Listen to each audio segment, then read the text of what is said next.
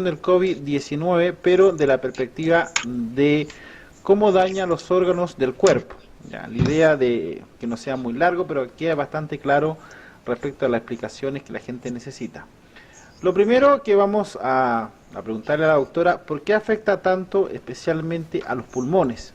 ¿Y cuáles son de cierta forma los daños que podría producir en el pulmón a futuro cuando las personas son recuperadas? Esa es la primera pregunta. Hola, estimado, ¿cómo estás? Soy la doctora Marcela Pizarro. Bueno, les cuento.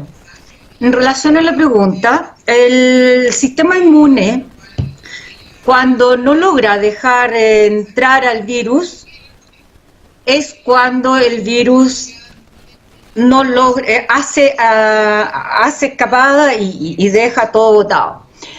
Pero cuando el sistema inmune no derrota al virus en su fase inicial, esto hace que nuestro sistema respiratorio, garganta en primer lugar, y después baja hacia los pulmones, hace que nosotros tengamos unos receptores. Estos receptores se llaman enzimas convertidoras de angiotensina. Es un nombre muy raro. Llamémoslo receptores. ¿Qué es un receptor? Algo que recibe. Por lo tanto, tenemos un montón de chapitas que están esperando a este cuerpo que viene desde afuera y que obviamente, como viene desde afuera, viene dispuesto a golpear la puerta. Pero como nosotros no lo dejamos, él no abre la puerta, sino que se queda esperando qué receptor le hace su llave. Y tiene esas espículas en su coronita, que son unas espículas que lo hacen estar coronado como cachitos. Esos cachitos son los receptores. Como son receptores que tienen que afinar con su llave, entonces estos receptores que tenemos nosotros son variables. Hay variabilidad en la cantidad de receptores que tenemos nosotros. Por ejemplo, las mujeres tienen menos receptores y eso ha coincidido con la cantidad de mujeres más afectadas. Se supone que están más afectadas porque obviamente tienen un factor en relación al cromosoma X, hay otra relación en relación a las hormonas. La testosterona hace que se produzcan más de estos receptores que hacen coyuntura con estas espículas que trae la coronita de este virus. Bueno, ahí cuando el virus hace conexión, el virus trae la llave, nosotros tenemos el receptor, lo saludamos y lo dejamos entrar. Y dentro de las células del pulmón o de donde sea, se empieza a replicar. Y al replicarse, hace cientos de miles, por no decir millones, y hace explotar la célula y estas se disparan por todos lados y vuelven a replicar esas a otras más. Entonces, de verdad es muy difícil cuando estamos en contacto con este virus que tiene tantas llaves y nosotros que tenemos receptores variables.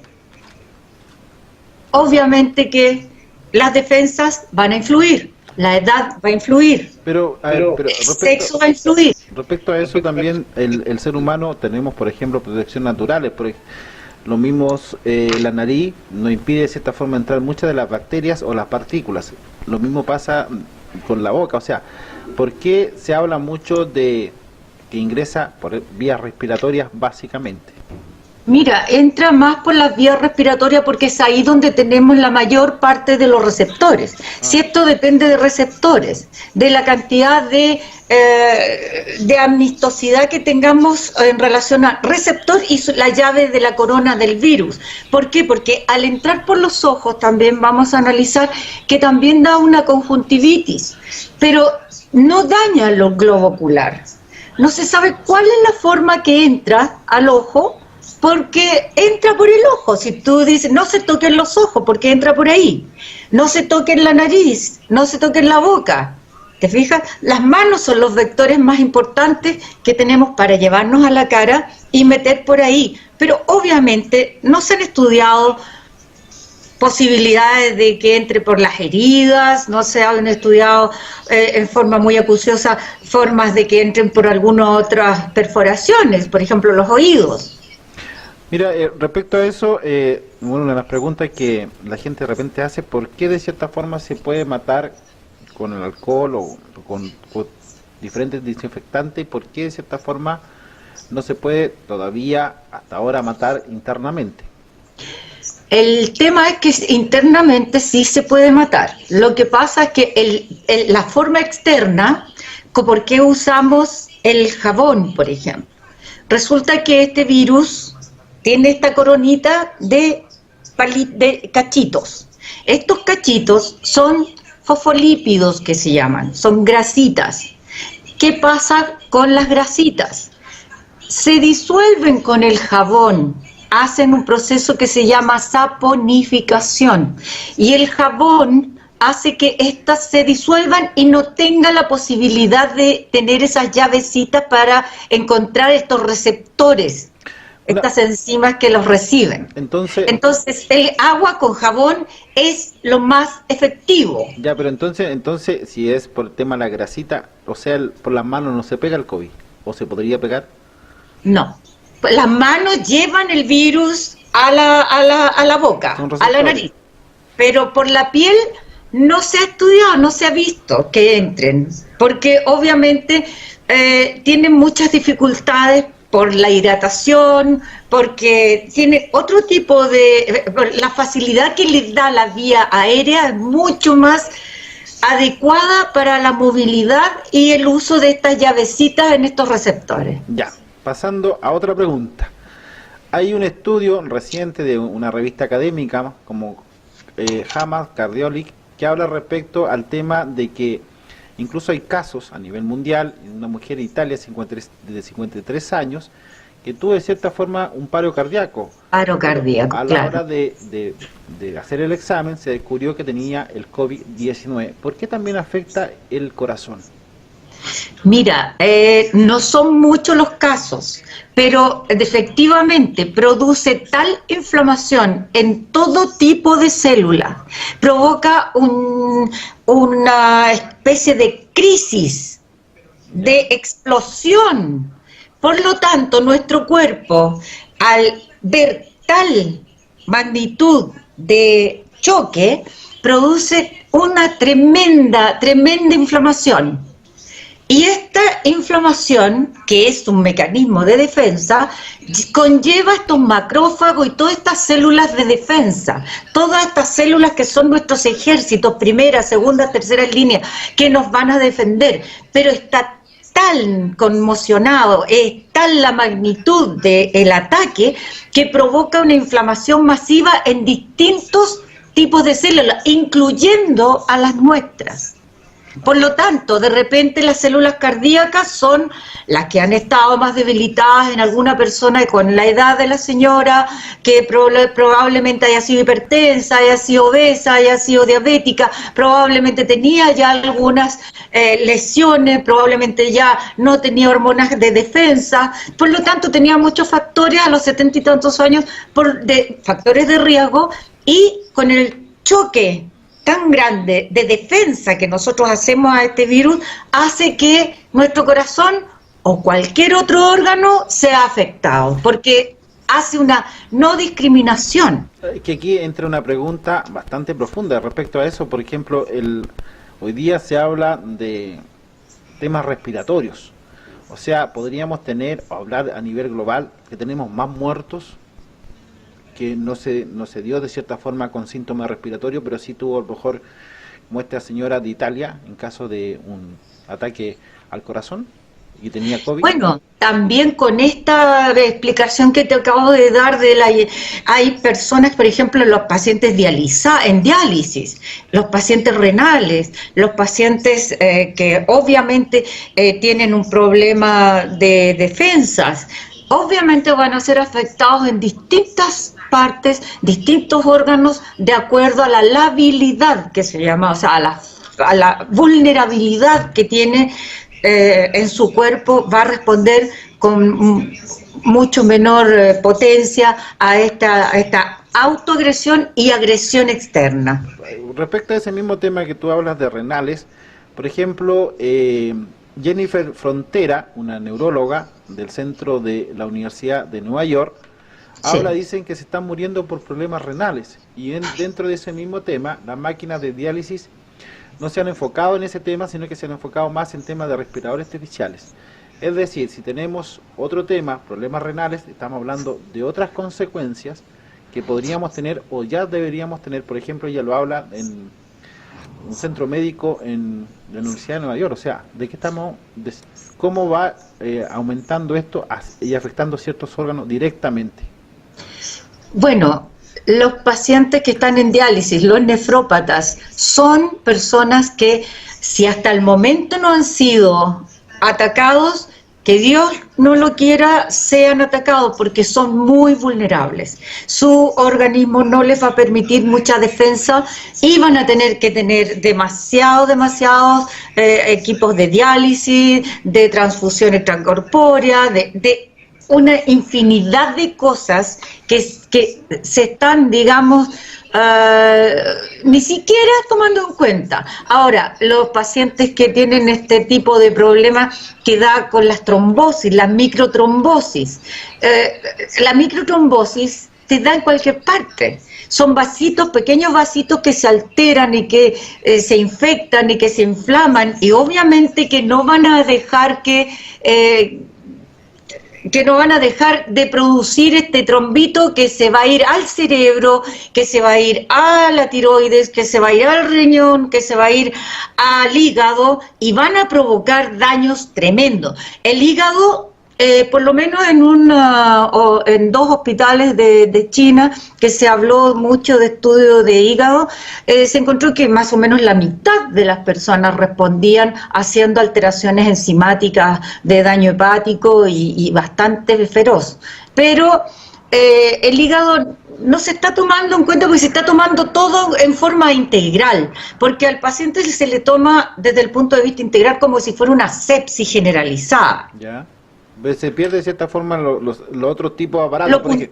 Lo puntual, por ejemplo, los riñones, por ejemplo, son ricos en receptores de AC2, lo cual los AC2 son los receptores que estoy hablando, que son las entradas que nosotros tenemos, y los riñones tienen muchos. Los enfermos de los riñones producen muchos receptores. Y estos son los sistemas para que los otros metan su llavecita, los coronavirus metan la llavecita para entrar. El otro tema que también preocupa, por ejemplo, a Estados Unidos ha hecho bastante más, incluso ha presentado más soluciones o más estudios respecto incluso a China o Europa. Por ejemplo, en Estados Unidos han mostrado algunos pacientes desorientación en tema de la parte del cerebro.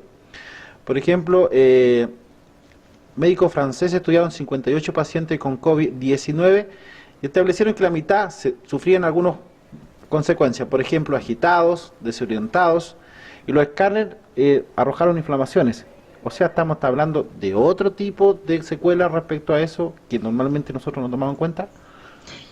Mira, en realidad se empezó a hablar del oído, que habían problemas de hipoacusia en algunas personas, igual que en un resfriado, que duelen los oídos, pero la anosmia, la falta de olfato, la confusión, las convulsiones, todos esos reflejan daño cerebral. ¿Ya? Ahora, ¿cómo suben estos? cómo se meten al cerebro cuando realmente hay harto problema hay una barrera que se llama hematoencefálica, que cuesta mucho que un virus o cualquier bicharraco entre al cerebro. Pero por el bulbo también se ha notado que hay muchos receptores. Por el bulbo, que el bulbo es lo que está en la nuca, detrás de la nariz y la nuca, que es la salida del cerebro hacia la columna, hacia el raquis, que se llama. Entonces, esa parte tiene la función de donde están los núcleos del olfato, del gusto, de todo, y todas esas cosas se van perdiendo. Además, la confusión es por el edema que se produce adentro del cerebro. El cerebro tiene una cavidad cerrada, entonces cuando la célula chupa agua y se inflama, y hay otros elementos que no son los normales, ocupan espacio. Entonces el cerebro no tiene la capacidad de distenderse como la tiene el abdomen, que podemos tener un abdomen hinchado y distendido, se nos inflama un codo y tenemos un tremendo codo, o se nos inflama el cuello y tenemos un tremendo bulto. El cerebro no tiene ese espacio. Por lo tanto, cada vez que pasa eso, se comprimen los núcleos de la vista, del olfato, del habla, y obviamente no tenemos la posibilidad de manejar eso, porque el espacio, la calota que se llama esto, el hueso craneano, es tan rígido que el cerebro, que es blandito, no puede manejar espacio. Entonces, cuando esto ocurre, los núcleos se aprietan, los núcleos que tienen esas funciones tan importantes, y van provocando estas confusiones, estas pérdidas del olfato, la pérdida del gusto, y funciones que realmente no las estamos considerando. Pero yo escuché también que hay un pulmonólogo, llamémoslo un neumólogo, un experto en pulmón en Europa, que dijo, es tal el daño que se va a provocar en las personas que se dice se mejoran de esto, que en un año más se va a saber que muchos van a andar con un tubo, por ejemplo, de oxígeno debajo del brazo, en vez de un termo. Porque va a quedar tal fibrosis pulmonar, va a quedar tal daño cardíaco o tal daño cerebral, que en un año más vamos a tener que evaluar en forma muy seria y seguir a todas estas personas que dicen que están de alta, que están mejoradas y que obviamente no importa si me contagio, total, esta cuestión es así banal, provoca daños serios. Ahora, todas son especulaciones, obviamente, pero hay que tenerlas en cuenta. Claro, tratar de no contagiarse. Bueno, sí, estamos de acuerdo en eso, pero incluso hay varias, entre ellos una revista de medicina de Inglaterra que habla de este concepto de cierta forma, pérdida de olfato, convulsiones, accidentes cerebrales, entre otras. Pasando a otra de las preguntas que normalmente, volvemos a repetir, normalmente se ha basado en el concepto respiratorio. Hay una de las cosas que, por ejemplo, en Michigan se ha dado, por ejemplo, que una mujer de 71 años tuvo diarrea, vómitos, todo el tema intestinal, cómo lo afecta, cómo en cierta forma el virus ha dado cierta forma en esa parte que también es bastante delicado.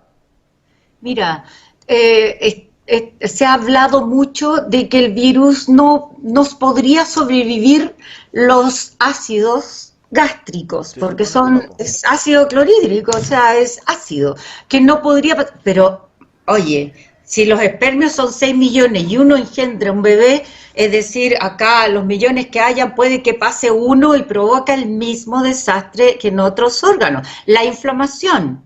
Y la inflamación es la posibilidad de que cualquier estructura se dañe. Y entre estas está el tracto intestinal, gastrointestinal, hasta el recto. Inclusive se han encontrado pacientes con excremento con el virus positivo. Sí. No es lo habitual, no se supone que sea la forma de contagio, se supone que no es no es un tema de cuidado, o sea, ¿para qué vamos a andar jugando con excremento? Pero no es la forma más usual recomendada para cuidarse, en especial, porque no es lo más frecuente. Pero cuando da es grave. Justamente las personas que tienen, por ejemplo, estos problemas de Crohn, de problemas de inflamaciones de intestino crónica, colon irritable, eternos, esa gente tiene más vulnerabilidad. Es un tema, mira, la verdad las cosas que normalmente uno piensa que cierta forma abarca ciertos lugares, pero entendiendo las preguntas que hemos desarrollado ahora, nos damos cuenta que esto es a nivel general del cuerpo, ¿ya? Y va a depender mucho también del sistema inmunológico que cada uno tenga. La pregunta es, ¿esto van a tener efectos secundarios en algún momento, por ejemplo a nivel pulmón, a nivel renal, a nivel del corazón, a nivel de los intestinos? O sea, el cerebro va a tener el día de mañana, cuando la persona se mejore, puede tener alguna consecuencia el día de mañana, andamos hablando de 1, 2 años, 3 años, 5 años. Por eso te contaba, este neumólogo europeo, él dice que en un año más vamos a tener que hacer un buen seguimiento de todas las altas dadas de los que tuvieron positivos ahora, porque no podemos perder el interés de seguir un estudio serio de qué daño les provocó, porque obviamente esto no tiene precedente. Tenemos el SARS en el año 2002, del MERS en el año 2012, y de eso no tenemos mucha relación con lo que está dándose ahora. Entonces, ¿qué es lo que pasa ahora? Como es un virus nuevo, entonces obviamente tenemos nuevas reacciones. Y esto es altamente contagioso. Entonces, y altamente inflamatorio, altamente dañino. Entonces, no sabemos las consecuencias, pero hay que estudiarlo y seguirlos, porque el daño va a depender de las condiciones de edad, de cómo fue tratado, cómo fue realmente tratado, en qué condiciones quedaron cuando fueron de alta, cómo fue esto, a lo mejor fue asintomático, qué daños tuvo, por ejemplo, cómo va a reaccionar a tener nuevas infecciones urinarias o estados gripales nuevos, o cómo va a reaccionar a neumonias nuevas. Eso todo está en estudio, no hay precedente. Ya pues doctora, a ver, bueno, quedándose un poco en Chile, ¿cómo ve usted la situación o cómo se ha ido proyectando? Hoy día teníamos más de 500 casos, ¿esto se va a seguir aumentando o el pic llegó a su máximo? No, yo creo que esto, ¿sabes qué pasa? De que esto va a ser una cosa ondulante un poco. ¿Por qué? Porque tenemos una ola de gente que se está preparando. Por ejemplo, todo esto tiene un trasfondo geopolítico. En Antofagasta, si tú escuchas las noticias, la gente no deja de hacer manifestaciones. El día de ayer, creo que el día del carabinero no deja de hacer manifestaciones. Todos esos eventos son entre políticos y sociales y todo lo que tú quieras, eso va a ser aunque vamos llegando al pic, lo van a mantener porque ellos no tienen una familia, tienen familiares, y esos van a ser focos. Es posible que en Las Condes la gente tome más conciencia y tenga más miedo, y obviamente, pero van a haber poblaciones que van, como el Puente Alto, están en aumento. Entonces, si nos ceñimos a la realidad, el tema no está concientizándose bien en toda la gente. Si la gente tomara conciencia que en Chile, de que ese tipo de cosas no solamente es una simbología de tipo socioeconómico, político, cultural, histórico, lo que tú quieras, todo eso va a traer la posibilidad de que no tengamos un pic en descenso. Sino que varias ondas Que van a ir. Por eso que no se sabe cuánto va a durar esto, porque depende de la gente. Si dependiera de las autoridades, pucha, te ponen protocolos y se acabó la cuestión. O sea, en 2 meses más se acabó este bicho. O sea, no tiene ni una posibilidad. ¿Quiénes le damos la posibilidad? Las manifestaciones, los grupos irresponsables que se van a la playa, la gente que anda tan confiada por las ferias y por todo eso, con niños y sin mascarilla. Es decir, ¿para qué le vamos a hacer caso a nadie si esta cuestión ya pasó? O sea, la osadía en este caso es un tema que va a hacer que esto perdure. Entonces, obviamente, no vamos a tener posibilidades si no hay un gen adentro que diga, oye, atina. O sea, podríamos terminar el año con PIC muy elevado. No solamente el año, 2 años, y en 2 años, bueno, la suerte que se están anunciando en Oxford, ya tienen vacunas probadas con monitos, incluso, que siempre son nuestros amigos, nuestros primos, nuestros hermanitos menores más similares, y están dando muy buen resultado, y ya hay varias personas voluntarias de ser vacunadas con estos éxitos en Estados Unidos, ya en Alemania también hay otras visualizaciones, en Asia tienen otros proyectos, pero todo depende de los sistemas de control que suelten los permisos. Ya, doctora, me queda muy claro que de cierta forma esto es para rato, vamos a seguir de cierta forma con... Sí, yo creo que un par de años. Sí, y también con los porfiados de siempre, no es solamente aquí. Es que depende de un pueblo que tiene que tomar conciencia. Pero no es solamente Chile, por ejemplo, no. Anteayer estaba viendo, por ejemplo, 3.600 muertos en Perú en un día, en 24 horas. Es que esos países, usted tiene que tomar en cuenta que si Bolivia no quiso llevarse prácticamente con pelea, está aceptando su propia gente, 400 familias o personas bolivianas tratando de entrar a su país, porque no tienen ni siquiera la forma de atender a su gente. Ahora, escúcheme una cosa, ¿cuál es el problema que tenemos acá? Nosotros aparecemos con 200 y tantos muertos, pero el registro de acá es un 80%. ¿A qué se refiere un 80%? Hay un 20% de gente que no se registra, que no se sabe de qué se murió, que no se sabe porque no se registró, porque es imposible llegar al 100% de la gente, y eso tenemos que asumirlo. Hay un porcentaje de gente que no va a ser registrada, y nosotros tenemos uno de los mejores sistemas de registro de América. Imagínese en Ecuador, ¿usted realmente cree que son 150 o 200 muertos que se estaban cayendo en la calle? No. ¿Qué registro muestra esto?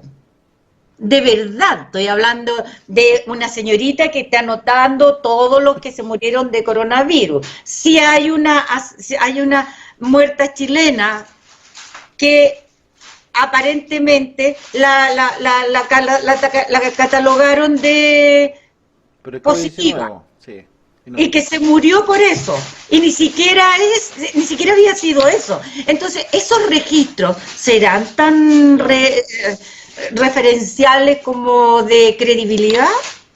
Bueno, lo mismo pasa con Argentina. Argentina hoy día se jacta. No, eso es un chiste, pues. No, por ejemplo, ellos tienen 44 millones de personas y están haciendo registros de test, con suerte 19, llegan 19.000 hasta ahora.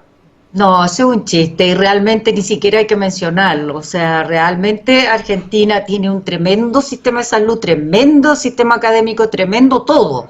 Pero la irresponsabilidad ha sido magnífica también. Han sido lentos, han sido tardíos, han sido muy poco efectivos, eficientes, eficaces para manejar este tema. Y por último, mienten. Pues así como decían, no pagamos la deuda externa y se acabó la cuestión. Bueno, así esa es la actitud. No contemos. Ya, señora Marcela Pizarro, doctora. Así que, me preguntaban dónde había trabajado usted y bueno que aclare eso porque me dijo dónde había trabajado. Yo le dije la Universidad Católica. Cuente un poco. Jubilé de la Universidad de Chile, fui jefa de rayos del Barros Luco muchos años, fui ginecóloga hace 40 años del JR. Ya. De ahí trabajé 5 años en rayos del San Borja Rearán, 15 años como jefa de servicio y en el departamento de ecografía en el Barros Luco. Estuve 6 años en Australia, 2 años en Las Vegas y acá en la Universidad de Chile, y he hecho diplomados en la Católica 3 y 2 en la Chile, un magíster en España en geriatría y gerontología, y otro magíster en la Chile en envejecimiento y calidad de vida. Me parece estupendo, así que por unos comentarios que ahora me acordé, para que se aclare eso. Y ahora vamos a hacer todo lo que se pueda para mostrar lo que es la ozonoterapia, que es una de las cosas más importantes que yo tengo que en algún momento, ojalá conversemos sobre eso, porque la ozonoterapia es una de las posibilidades de ser parte de la solución de esto. Ya se está descubriendo que es el mejor, ya la ONU lo reconoció como el mejor desinfectante del mundo. Es 100 veces mejor desinfectante que el cloro. Bueno, eso lo podríamos incluso profundizar el día miércoles, porque hay que recordarle a los Con personas, mucho gusto. los días ¿Por qué? miércoles estamos Porque con la es doctora algo que Pizarro. hay que profundizar, porque el ozono también es, el ozono estético es maravilloso para la piel, es lo que usaban las actrices, esto es muy elitista en Europa y en todas partes, en Italia, las sociedades son muy elitistas, no lo tiran a lo masivo, se usa en los deportistas de alto rendimiento para mejorarlos en 15 días y no tenerlos 3 meses quebrados o inflamados o con dolor o enyesados. Se usaba en la época cuando no había Botox, lo usaban las actrices para mantener sus pieles como las veíamos en los años 50, 40, que eran bellezas, pero ya viejitas. Y no había Botox ni cirugías plásticas tan masivas como ahora. Ya, doctora, nos vemos el día miércoles. Recordemos que los días miércoles tenemos a la doctora Diga. Pizarro Medina, que vamos a ir hablando. Marcela Pizarro Medina. Marcela Pizarro Medina, vamos a hablar de diferentes temas respecto al COVID o preguntas que ustedes también vayan dejando como comentarios. Así que A muchas su gracias. disposición. Buenas noches. Buenas noches.